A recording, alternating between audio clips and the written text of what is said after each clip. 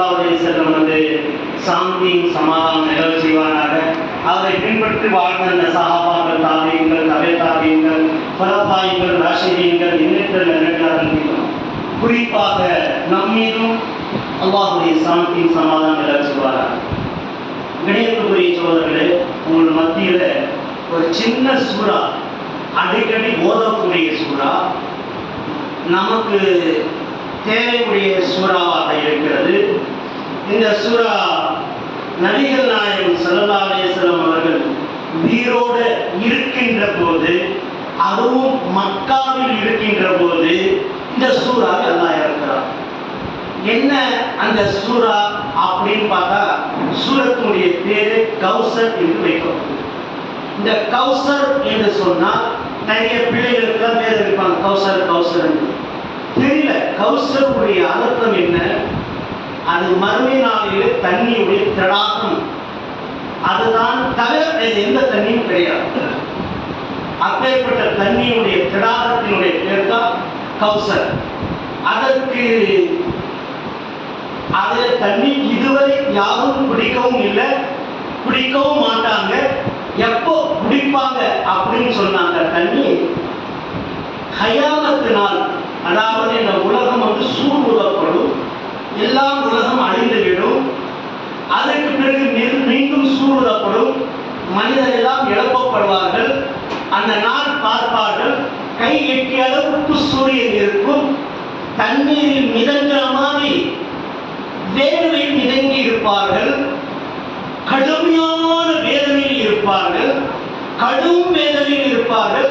சிலர்களுடைய முகம் மலர்ந்த வண்ணமாக இருக்கும், சிலருடைய முகம் சிரித்த வண்ணமாக இருக்கும், சிலர்கள் வேதனையிலும் முழுகாமல் இருப்பார்கள். அவரும் பக்கத்தில் தான் இருப்பார்கள், பக்கத்தில் இருப்பார்கள். அவருக்கு எந்த வேதனையும் இருக்காது, முகம் வந்து அப்படியே மலர்ந்து இருக்கும்.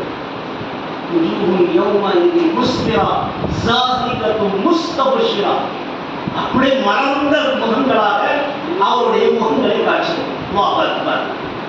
இந்த நேரத்தில் தண்ணீர் தாகம் வரும், தண்ணீர் இருக்கு இல்லையா, குடிக்கணும்னு ஒரு துடிப்பு வரும். அதுவும் அவர் நினைக்கிற மாதிரி, ஒரு ஆள் சுடு தண்ணி மாதிரி குடிக்கணும்னு ஆசைப்படுறாரு, ஒரு ஆள் வந்து கூலிங் தண்ணி மாதிரி குடிக்கணும்னு ஆசைப்படுறாரு. அவருக்கு ஏற்றவர் ஆசைப்படுறாங்க இல்லையா, அந்த மாதிரி ஒரு ஆசையை அங்கே ஏற்படுமா. அப்போதுதான் ரசூலுல்லாஹ் ஸல்லல்லாஹு அலைஹி வஸல்லமுடைய முகம் காணப்படும். முதல்ல முகம் எப்போ காணப்படும், அப்போதான் அவர் ரசூலுல்லாஹ் வருவார். எங்கே வருவாரு, இந்த கௌசர் என்ற தடாகத்தின் அருகாமையில் வந்து நிற்பார். நின்றுகிட்டு அவர் அந்த தண்ணியை முன்பு கொண்டு அந்த தாகம் பிடித்தவர் இருக்கா இல்லையா, கொடுத்துக்கிட்டே இருப்பார். கொடுத்துக்கிட்டே இருந்தா அந்த தண்ணியை வாங்கி குடிச்சுக்கிட்டே இருப்பார். நீ எப்படி ஆசைப்பட்ட அந்த தண்ணியை குடிக்கணும், அந்த மாதிரி அதே மாதிரி ஒரு தண்ணியுடைய சாம்பல் 100% கூட இருக்காது, இந்த உலகத்துல கிடைக்குது. அந்த தண்ணி எது நமக்கு தெரியல, ஆனா அந்த தண்ணி தான் ஜம்சம் தண்ணி. இன்னைக்கு மக்காவில் வந்து இருக்கிற தண்ணி சின்ன கிணறா இருக்கு, ஒரு ஆள் உள்ள போய் நின்று அவ்வளோ இருக்கும் குழி, அந்த தண்ணி வந்து ஊத்து வந்துகிட்டே இருக்கு, அது மக்கள் எல்லாம் குடிச்சிட்டு தான் இருக்காங்க. உலகம் முடிகிறவரை தண்ணி அதில் வெட்டாது, அந்த அளவுக்கு தண்ணி வந்துகிட்டு தான் இருக்கும். அந்த மாதிரி அந்த திடாகம் இருக்கிறது, இந்த கௌசர் என்று சொல்லக்கூடிய திடாகம், அந்த தண்ணியும் கொஞ்சமாக இருக்கும். பார்க்கறதுக்கு ரசூலுல்லாஹ் ஸல்லல்லாஹு அலைஹி வஸல்லம் அவர்கள் கொடுத்து கொண்டே இருப்பார்கள். இது யாருக்கு கொடுப்பார்கள் என்று சொன்னால், அல்லாஹ்வுடைய சொல்லுக்கு கட்டுப்பட்டவர்கள், யார் யார் நபிமார்களுடைய சொல்லுக்கு செயலாற்றலை ஆக்கி கொண்டார்களோ அவர்களுக்கு அந்த தண்ணீர் கொடுக்கப்படும் அப்படின்னு நம்ம ஹதீஸுடைய நீளமான வரலாறுகள் அதில் காணப்படுகிறது. இந்த ஜம்சம்னுடைய அதாவது எப்படி தண்ணி இருக்கிறதோ அந்த மாதிரி கௌசருடைய தடாகத்தினுடைய தண்ணியை பற்றி நிறைய பேருக்கு நிறைய விஷயங்கள் இருக்கும். அங்கே மலக்குமார்கள் நிற்பார்கள். நீங்க அங்க போனோம்னு தண்ணியை பிடிக்கலாம் ஓடுவீங்களா, அல்லாஹ்வுடைய தூதர் ஸல்லல்லாஹு அலைஹி வஸல்லம் சொல்லி காட்டுறாங்க, தண்ணி கொடுக்கிறதுக்காக நானும் அங்கே இருப்பேன். ஆனா அங்க ஓடி ஓடி மக்கள் வருவாங்க. ஓடி வந்து தண்ணியை கேட்கும் போது ரசூலுல்லாஹ் வந்து இரக்கமுள்ள ஒரு மனம் உடையவர். ரசூலுல்லாஹை பற்றிலாம் முழுக்க முழுக்க இந்த ஆயத்துக்குள்ளாக சொல்லி காட்டுகிறது. இரக்கமுள்ளவராக இருப்பார்கள். அவர் யார் என்று தண்ணி கேட்டாலும் இல்லை என்று சொல்லி அந்த தண்ணியை எடுத்து கொடுப்பார். இல்லை என்று சொல்லாம அந்த தண்ணி எடுத்து கொடுப்பார். மலக்குமார்கள் வந்து அந்த தண்ணியை தள்ளி விட்டுவார், தட்டி விட்டுவார். யார் ரசூலுல்லாஹ் ஸல்லல்லாஹு கேட்கிறாங்க, ஏன் அந்த தண்ணியை தட்டி விட்டீங்க? அல்லாஹ்வுடைய தூதரே, நீங்கள் உயிரோடு இருக்கும்போது இவர்கள் கட்டுப்படவில்லை, அவர்களுடைய வாரிசுதாரர்களாக பின்னாடி வந்தவர்கள், அவர்கள் இவர்கள் தான் என்ன செய்யவில்லை, என்ன இந்த அவர் உங்களுடைய பேச்சை கேட்கல, உங்களுடைய கட்டுப்பாட்டுக்கு அவங்க வரல, வழிமுறையை செய்யல, இவங்க வந்து மாறு வழியை கண்டாங்க, அதனால் உங்க கையால் அந்த தண்ணியை குடிக்கிறதுக்கு அல்லாஹ் எங்களை தடை செய்யவாறு வந்து தடுத்து இருந்தால் அதுதான் நாங்கள் தடை செய்தோம் என்று சொல்லி தடுத்து விடுவார். இந்த கௌசருடைய திராகத்தை பற்றி நிறைய விஷயங்கள் ஒன்று இந்த சம்பவத்தை சொல்லி காட்டுறாங்க. ரெண்டாவதுல வந்து ஒரு சம்பவத்தை எல்லாம் சொல்லி காட்டுறாங்க. என்ன சம்பவம்? நீங்கள் தொழுங்கள் என்று ரெண்டாவது விஷயத்தை சொல்லி காட்டுறாங்க. இந்த கட்டுப்பாடு ஏற்றி நடக்கிறவங்க அவங்களுக்கு அந்த தண்ணீர் கிடைக்காது. ரசூலுல்லாஹ் வழிக்கு மாற்றமாக நடக்கிறவங்களுக்கு அந்த தண்ணி கிடைக்காது. ரெண்டாவது யாரு? வசல்லி, தொழுதாதவர்களுக்கும் அந்த தண்ணி கிடைக்காது. தொழுத விட்ட பிறகு அறுத்து குர்பானி கொடுங்க என்று மூணாவது அல்லாஹ் சம்பவத்தை சொல்லிப்பார். இந்த குர்பானி என்று சொன்னால் இது யாருக்குரியது என்று சொன்னால் இப்ராஹிம் அலைஹி வஸலாம் அவர்கள் செஞ்ச ஒரு தியாகம். ஒரு பாலைவனத்தில் அவருடைய மனைவியை விட்டாங்க. அந்த குழந்தை வளர்ந்தது. நீண்ட நாள் குழந்தை இல்லாத பெற்றெடுத்த அந்த குழந்தையை கொண்டாந்து பாலைவனத்தில் விட்டு போனாங்க. அந்த குழந்தை வளர்ந்து ஆராயி கொஞ்சம் பெருசா இருக்கும்போது என்ன செய்யறான்? அல்லாஹ் அறுத்து பலியிடுமாறு கட்டளையிடுறார். அதுக்கும் அறுத்து பலியிடுவதற்காக முற்படுறாங்க. என்ன? அதனால இன்னைக்கு ஆடு மாடு ஒட்டகத்தை நமக்கு அறுத்து பலியிடுமாறு. ஏன் சிங்கத்தை சொல்லியிருக்கலாம், இன்னும் நிறைய விஷயங்கள், நிறைய கால்நடைகளை பற்றி எல்லாம் சொல்லியிருக்கலாம். ஆனா இங்க மட்டும் மூணு விஷயம், மூணு ஜீவத்தை மட்டும் எல்லாம் சொல்றான். ஏன்னு சொன்னாட்டு 3 ஜீவத்தை நீங்க பாசமா வளர்க்க முடியும். 3 ஜீவத்தை தைரியமா வளர்க்க முடியும். வளர்க்கக்கூடியவனை ஒரு மாடு அவனுக்கு குட்டி சாவடிச்சுட்டு நாம் காணுகிறோமா? பார்க்கறது. காட்டு மாடு எவ்வளவு அடங்காம மாடு கூட என்ன செய்யுது? தன்னுடைய முதலாளிக்கு அடங்கி கவனாகிறது. அதே மாதிரி வந்து ஒட்டகத்தினுடைய பாலைவனத்தில் நீங்க பார்க்குறீங்க, அது ரொம்ப தண்ணீருக்கு துடித்து கொண்டிருக்கும் போது தன்னுடைய முதலாளியை பார்த்துச்சுன்னு சொன்னா அப்படியே ஓடி வந்துடும். தன் குட்டியை கூட விட்டு விட்டு அது ஓடி வரக்கூடிய விஷயங்களை பற்றி அது குர்ஆன்ல அல்லாஹ் அந்த ஒட்டகத்தை பற்றி சொல்லும்போது அஃபலா யன்துருன இலல் இப்லி கைஃப குலிகத், நீங்கள் ஒட்டகத்தை பாருங்கள், அதை நாங்கள் எவ்வாறு படைத்திருக்கிறோம், எந்த அளவுக்கு அதனுடைய தன்மைகள், நிறங்கள், அதனுடைய செயல்பாடுகள் அங்கே ஆகியிருக்கிறோம். அந்த முதலாளிக்கு எப்படியெல்லாம் கட்டுப்படுதுன்னு சொல்லிட்டு அந்த சொல்லிக்காட்டு. குதிரையை ஏன் சொல்லல? குதிரை இருமுன்னு நிறைய விஷயங்கள் இருக்கு. ஆனா நான் ஒட்டகம் மட்டும் அதை வந்து அல்லாஹ் சொல்லி காட்டுறாங்க. அந்த விஷயங்களை பற்றி அந்த அளவுக்கு அது ஒரு விசுவாசமாக இருக்கக்கூடிய ஒரு ஜீவம், தன் பிள்ளை மாதிரி வளர்க்கக்கூடிய அளவுல வளர்க்கக்கூடியது. ரெண்டாவது மாடை அந்த மாதிரி வளர்க்கலாம். ஆடு இருக்கு, நீங்க எங்க இருந்தாலும் சரி ஆட்டுக்கு ஒரு சத்தம் போட்டா என்ன செய்யும்? ஓடி வந்துடும். அந்த மாதிரி வந்து தன் குழந்தையை வளர்க்கிறது போன்று வளர்க்கக்கூடியதான் இந்த ஆடு மாடு ஒட்டகம். இதை நீங்கள் அறுத்து பலியிடுங்கள் என்று மூணாவது செய்திகளை என்று சொல்லிட்டாங்க. நாலாவது செய்தியை ஒன்று சொல்றான். இந்த 3 செய்யப்படுவதற்கு ஒரு நாலாவது செய்தி என்ன சொல்றான்? இன்ன ஷானியக ஹுவல் அப்தர். மக்காவில் இந்த வசனத்தை இறங்குது. மக்கா மக்கள் வந்து நபிகள் நாயகம் ஸல்லல்லாஹு அலைஹி வஸல்லமுக்கு மக்காவில் இருக்கும்போது 3 திருமணங்கள் நடைபெறும். எத்தனை திருமணம் நடந்துச்சு? 3 திருமணம் நினைச்சு. முதல்ல விதவை கதீஜா, இரண்டாவது விதவை ஒன்று திருமணம் செய்கிறார்கள். மூணாவது ஐஷா ரலியல்லாஹு அன்ஹா திருமணம் செய்கிறாங்க. 3க்கும் வந்து ஆண் வாரிசு இல்லை, குழந்தை இல்லாத, பாக்கியம் இல்லாத. கதீஜா ரலியல்லாஹு அன்ஹா மட்டும் 4 பெண் குழந்தை பிறக்கிறது. அதுல 2 ஆண் குழந்தை பிறக்கிறது. ஆண் குழந்தை வாரிசு மரணம் அடைந்து விட்டது.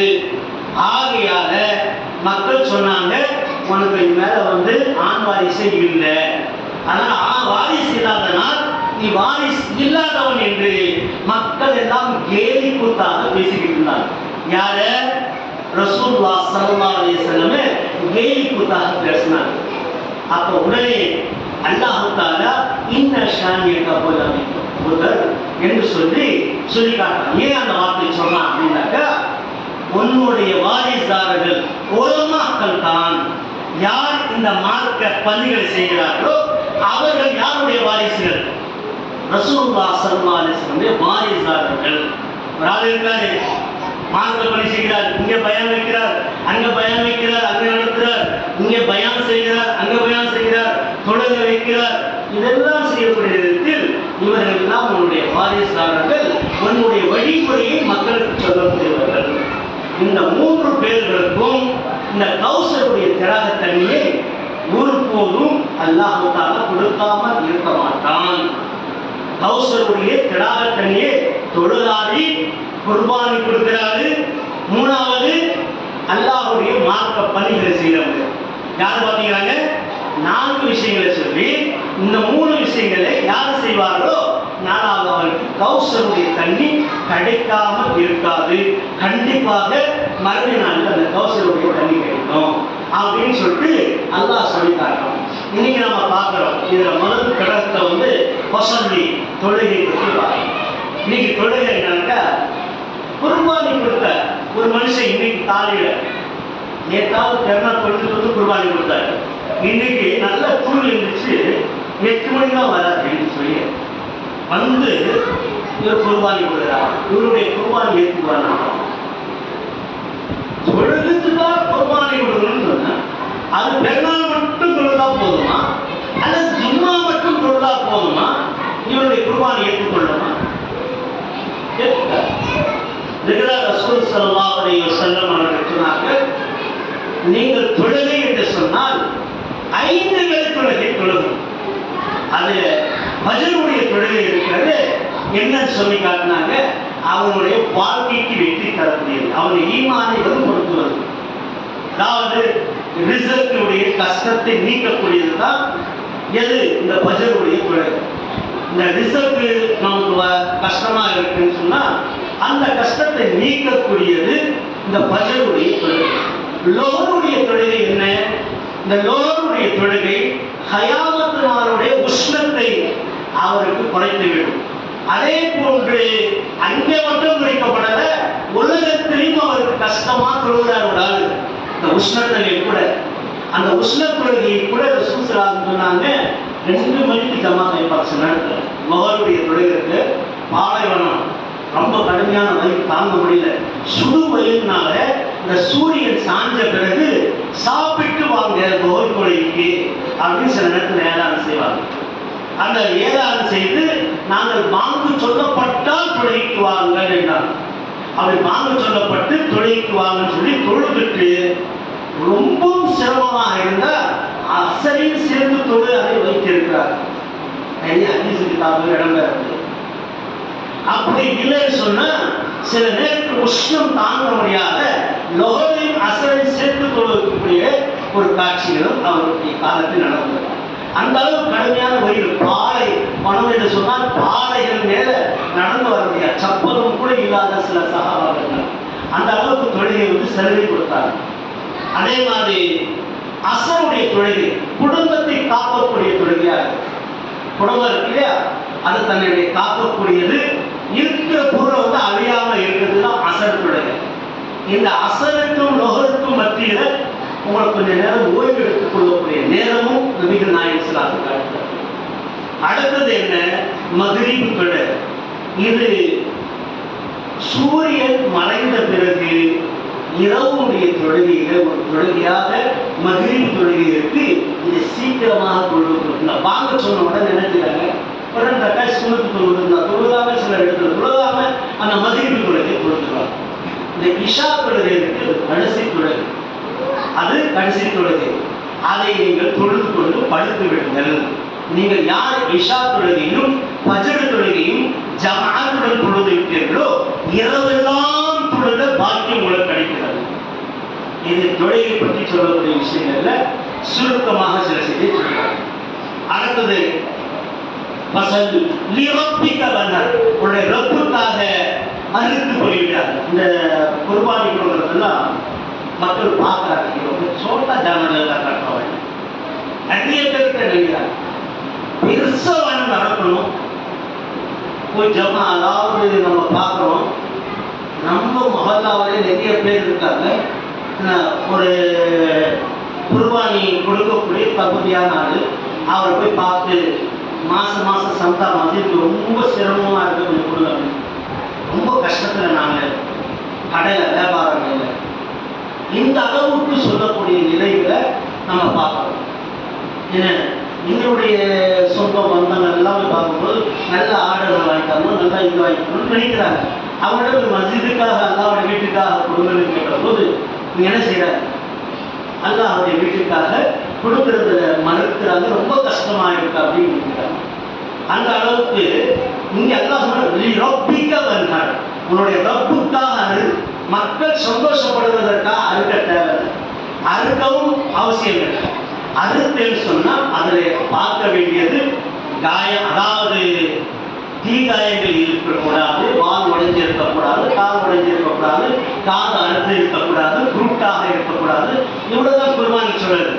பெரிய மாட்டை வாங்கி அறுங்கள் என்று சொல்லவும் இல்லை, பெரிய ஆட்டை வாங்கி அறுக்கணும்னு சொல்லல, மீடியமா வாங்க அவருடைய வசதிக்காக எடுத்த அர்த்தம்னாக்கா யாரும் அதை கேட்க போதுல. இதே இந்த குர்பானி அறுக்கக்கூடியவங்களுக்கு என்னன்னாக்கா நிறைய சகோதரர்கள் நாம பார்க்கிறோம், அவங்க சம்பந்தி வீட்டுக்கு மாடு அறுத்துப்பாங்க, ஆடு எடுத்துப்பாங்க, இங்கிருந்து சம்பந்தி வீட்டுக்கு கொடுத்தாங்க, மருமக அறுத்திருப்பாங்க, இங்கிருந்து கொடுத்தாங்க.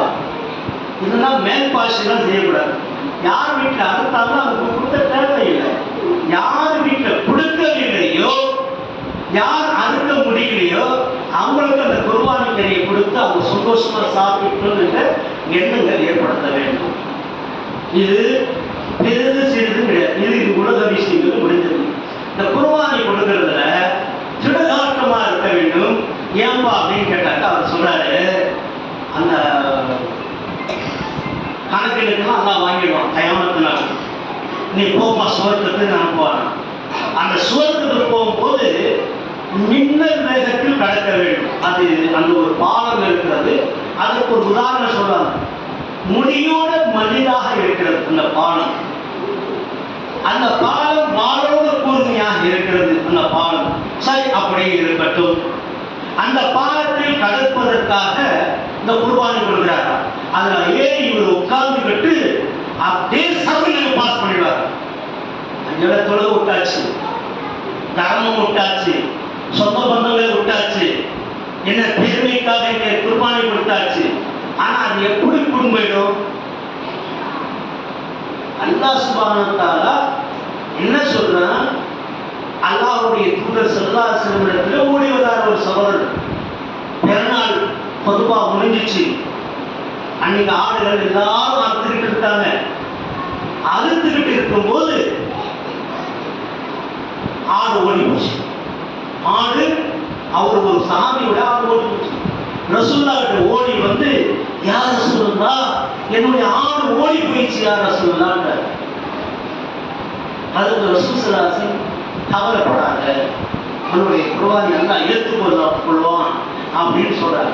பெருமை அடித்து நீ கொள்ளாத அப்படின்னு சொல்லிட்டு, உன்னிடத்தில் வேறு ஆடு இருக்கிறதா குர்பானி கொடுப்பதற்கு என்று சொன்னாங்க. யார் ரசூலுல்லாஹ் இல்லையே அப்படின்னு சொல்ல கேட்டபோது ரசூல் ஸல்லல்லாஹு அலைஹி வஸல்லம் சிறிது ஆடு இருக்கான்னு கேட்டார். யார் ரசூலுல்லாஹ் ஒரு 6 மாதத்துக்கு குட்டி ஒன்று இருக்கு அப்படின்னு. எவ்வளவு நாள், எவ்வளவு பெருசு இல்லை, சின்ன 6 மாசத்துடைய குட்டி இருக்கு. யார் ரசூலுல்லாஹ் பல்லும் போடல, போ அதை அறுத்து விடு, அதை அறுத்து கொடுத்துருப்பா அப்படின்னு. உன்னுடைய இரட்டை குர்பானி ஆகிவிட்டது அப்படின்னு. இங்கே அல்லாஹ்விடத்தில் போய் அது அதனுடைய மாமிசத்தையோ அது அப்புறானுடைய வசனம்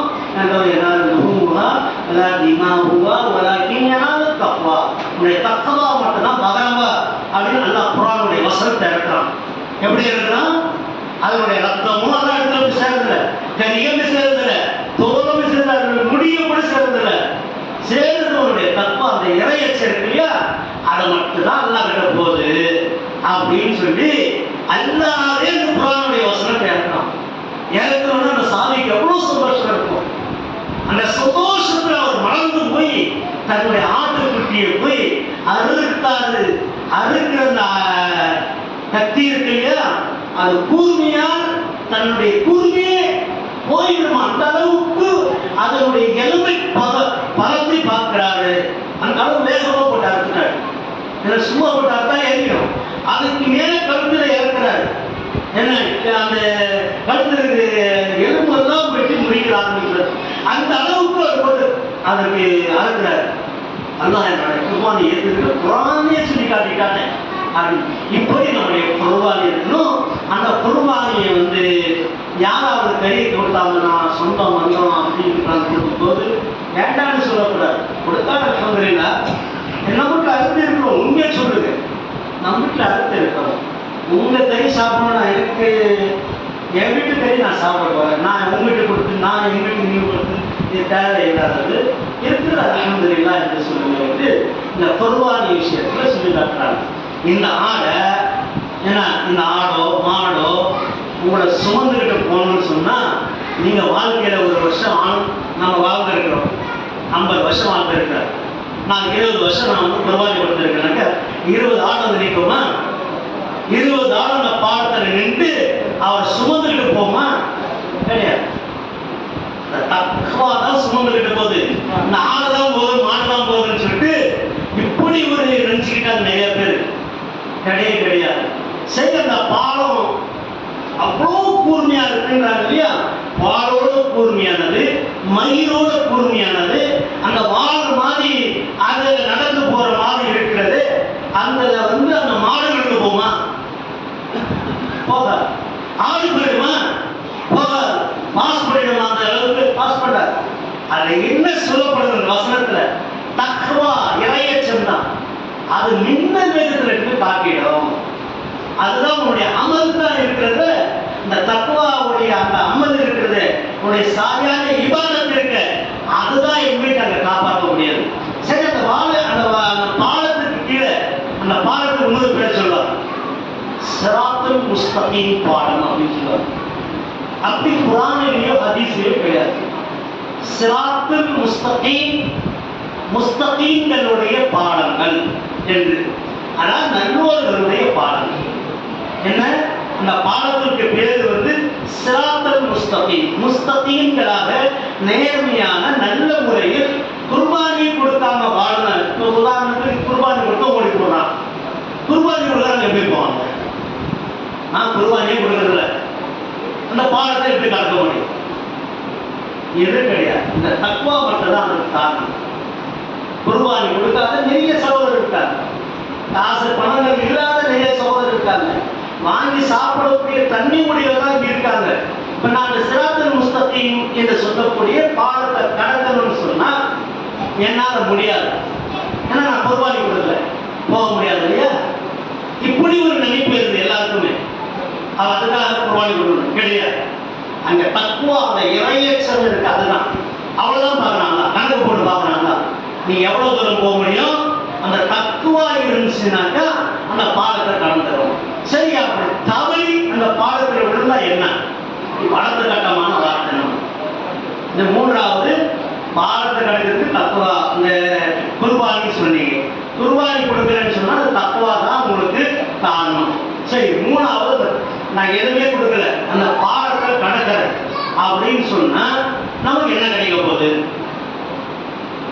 சில எதிர்பார்க்க வேண்டிய விஷயம். நமக்கு அந்த பாலத்தினுடைய கீழே தான் அல்லாஹ் தஆலா நரகத்தை படிச்சிருக்கான். என்ன படிச்சிருக்கான்? நரகத்தை படிச்சிருக்கான். அந்த பாலத்தை கடந்து தான் போகணும். அப்படி தவறி விழுந்தா நரகம் தான். அது கணக்கு வாங்கும் போதே அல்லாஹ் தஆலா தீர்மானிச்சுட்டான், இவன் நரகமா சுவர்க்கமா. வசீகல்லதீன கஃபரு இலா ஜஹன்னம சுமரா. இந்த மக்களுக்கு நரகத்தின் பக்கம் விரட்டி செல்லுங்கள். வசீகல்லதீன கஃபரு இலா ஜஹன்னம சுமரா ஹத்தா இதா ஜாஊஹா வஃபுதிய وفتحت أبوابها وقال لهم خزنتها ألم يأتكم رسل منكم يتلون عليكم آياته. எப்படி அல்லாஹ் யஸக்கீஹிம், அல்லாஹ் எப்படி சொல்லி காட்டுறான் பாருங்க. உங்களிடத்தில் ரசூல்மார்கள் வரவில்லையா? நான் நரகத்துக்கு போறவங்களுக்கு கேள்வியை கேட்கிறான், ரசூல்மார்கள் வரவில்லையா? ருசுலி அல்லது ரசூல்மார்கள் வரலையா, நபிமார்கள் வரலையா கேட்டுட்டு அதாவது ஆயத்துக்களை ஓதி காண்பித்து பயமுறுத்தவர்கள் வரவில்லையா? மூன்றாவது ஒரு கேள்வி, உங்களுக்கு ஆயத்துக்களை ஓதி காட்டி பயமுறுத்தவர்கள் வரவில்லையா? அப்படி இந்த ஆரம்பத்தில் சொன்னேன், ரசூலுல்லாஹ்வுடைய வாரிசுகள் யாரு? இந்த ஆயத்துக்களை சொல்லி மக்களுக்கு மிரட்டக்கூடியவர்கள் அல்லாஹ்வுடைய தூதருடைய வாரிசுதாரர்கள். அவர்களெல்லாம் நாமெல்லாம் மறுமை நாளிலே எங்களுக்கு ரசூலுல்லாஹ் ஸல்லல்லாஹு அலைஹி வஸல்லம் விடாமல் சுவர்க்கத்துக்கு அழைத்து செல்லக்கூடிய முயற்சிகள் செய்வார்கள். ஆனால் எண்ணத்தில் ஒன்றும் தில்மைக்கு தில்மையை கத்தரா ஜோலிமை பத்திரான்னு சொல்றாங்க. மனசுல ஒண்ணு அப்படின்னாக்கா நிச்சயமா வெற்றி பெற முடியாது. உங்கள்கிட்ட இந்த மாதிரி நான் நிறைய ஒரு பேசிட்டு அங்க போயிட்டு நான் என்ன பண்ணோம், வீட்டுல போயிட்டு அழைச்சோடு சொல்லி பார்த்து அடுத்த வார்த்தை உனக்கு சொன்ன செய்கிறாரு. இந்த தப்பா அந்த இறைச்ச உள்ளத்துல இங்கே இருக்கணும், பேசும்போது இருக்கணும், அதே நேரத்தில் வெளியில போனாலும் இருக்கணும். அல்லது நான் வந்து ஒரு 10 பேருடைய மாட்டு பங்கு வாங்கி சரி போடுறப்பா, இங்க யாரும் பார்க்க போறதில்லை. ஏன்னா ஒரு 4 மாட்டை அறுத்து 2 மாடை அறுத்துட்டு 2 மாட்டுடைய பாக்கெட்டு தோப்பை போட்டு நிறைய கொடுத்துட்டுன்னு சொன்னாக்கா கேட்கதான் போகிறேன். இந்த ஏமாத்துறதுக்கான கூலி என்ன செய்வாங்க, தண்டனையா கொடுக்கும். இதுதான் வந்து இந்த பங்குதாரர்களாக சரி யாராக இருக்கும், இந்த தத்துவம் அந்த இறை லட்சம் இருக்கிறது. இந்த கணக்கு வாங்கும் போது தீர்மானித்து விடுவான். அந்த நாடி அந்த பாலத்தை கடப்பதற்கான ஒரு முயற்சியை செய்யும் போது நிச்சயமாக பாலத்தை கடந்து விடுவோம். அன்புக்குரிய சகோதரர்களே, நிறைய குர்பானிகளை பற்றி அறிந்து கொள்ளக்கூடிய விஷயமா இருக்கு. நான் இந்த சின்ன அத்தியாயம் என்ன இருக்கு, நாளைக்கு உங்களுக்கு கௌசருடைய தடாகத்துடைய தண்ணியை குடிக்கணும்னு சொன்னால் தொழிலாளியாக இருக்கணும். குர்பானி என்று சொன்னா ஆடு மாடு ஒட்டகத்தை மட்டும் தர வேண்டியதில்லை, மாறாக உங்களுடைய மார்க்க பணிகள் இருக்கிறது, அதுவும் ஒரு குர்பானி. தன்னுடைய கையால் பிறருடைய தீமை தடுக்கிறீங்கன்னா இதுவும் ஒரு குர்பானி. பிறர்களை தொழுகைக்காக அழைத்து வருகிறீர்கள் என்றால் அது ஒரு குர்பானி. அதே நேரத்தில் தீமையை தடுத்து நன்மையின் பால் மக்களுக்கு பிரச்சாரம் செய்கிறேன் என்று சொன்னால் அதுவும் குர்பானி. இதே போன்ற குர்பானிகள் இருந்தால் அல்லாஹ் அந்த எப்படி அல்லாஹ்வுடைய தூதருக்கு வாரிசுதாரர்கள் இல்லை என்று சொன்னார். உங்களுடைய வாரிசுதாரரை எங்களாக ஆக்கிவிட்டாலும் அந்த மாதிரி உங்களையும் ஆக்கி நிச்சயமாக அந்த பாடத்தை தானாக கடக்கக்கூடிய பாக்கியத்தை தந்திருக்குவானாக பிரார்த்தித்த வண்ணமாக இந்த உரையை முடிவு செய்கிறேன். அல்லாஹ் நம் அனைவருடைய இந்த குர்பானி கொடுத்தவருடைய குர்பானிகளை ஏற்றுக்கொள்வாராக. அதே நேரத்தில் அல்லாஹ் ஜல்லஷானுக்கான நன்மையை செய்யக்கூடிய பாக்கியசாலிகளாக ஆக்கி வைப்பானாக. தினமும் நாம் குர்பானி கொடுக்கக்கூடியவர்களாக, தினமும் நன்மை செய்யக்கூடியவர்களாக அல்லாஹ் ஆக்கி அருள்வானாக. வாரத்தில் ஒரு நாள் நிச்சயமாக இந்த ஜுமாவுக்கு வருகிறீங்கன்னாக்க ஒட்டகத்தையோ மாட்டையோ ஆட்டையோ கோழியோ அல்லது முட்டையோ தரமும் செய்வீங்க. எப்போ அஜரத்து மிம்பரில் ஏறதுக்கு முன்னாடி வரணும். இந்த மாதிரி நிறைய மக்கள் லேட்டாக தான் வர்றாங்க. அவங்கள ஞாபகம் வச்சுக்கிட்டு இந்த ஜும்மாவுடைய சிறப்பிலையும் குர்பானி இருக்கிறது. அந்த நான் குர்பானி கொடுத்து இப்பேற்பட்ட ஒரு குர்பானியாவது ஏற்றுக்கொள்ளுங்கள். நிச்சயமாக நீங்கள் முன்கூட்டி வந்து நன்மையை பெறுங்கள். அல்லாஹ் ஜல்லஷானஹு தஆலா நம் அனைத்து பாவங்களை மன்னித்தருள்வானாக. ஈமானுடைய ஜஸ்பாக்களை, தாவத்துடைய ஜஸ்பாக்களை நம்முடைய உள்ளத்தில் ஏற்படுத்தி தருவானாக என்று கேட்டுக்கொண்டு முடிவு செய்கிறேன். அல்ஹம்துலில்லாஹ்.